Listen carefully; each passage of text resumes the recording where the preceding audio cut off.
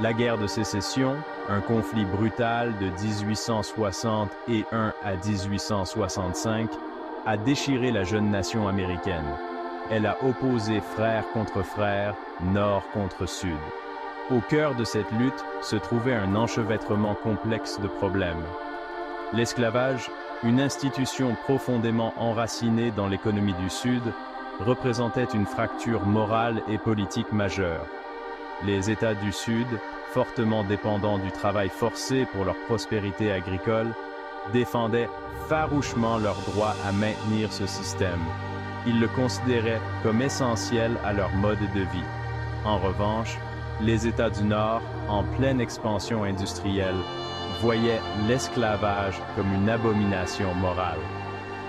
Les mouvements abolitionnistes prenaient de l'ampleur, exigeant la fin de l'asservissement d'êtres humains.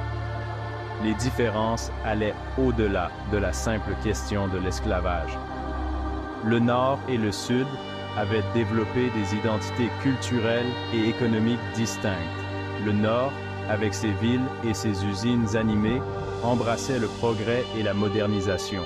Le Sud, attaché à ses racines et traditions agraires, percevait les avancées du Nord comme une menace pour son mode de vie. Alimentant ces tensions, il y avait le concept des droits des États. Le Sud prônait avec véhémence l'autonomie des États individuels à se gouverner eux-mêmes, sans ingérence fédérale. Ils estimaient que le gouvernement fédéral outrepassait ses limites en tentant de dicter des questions comme l'esclavage. Le Nord, quant à lui, défendait un gouvernement central fort pour maintenir l'unité nationale et appliquer les lois de manière égale dans tous les États. Il considérait l'insistance des États du Sud sur l'autonomie comme une remise en cause directe du tissu même de l'Union. Alors que la nation était aux prises avec ses différences fondamentales, un sentiment de pressentiment grandissait. Le fossé entre le Nord et le Sud s'élargissait, poussant la nation au bord d'un conflit dévastateur.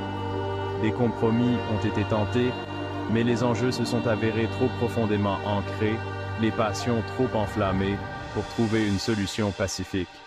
La scène était prête pour une confrontation qui allait mettre à l'épreuve l'âme même de l'Amérique. Deuxième partie, les flammes de la guerre, de Fort Sumter à Gettysburg.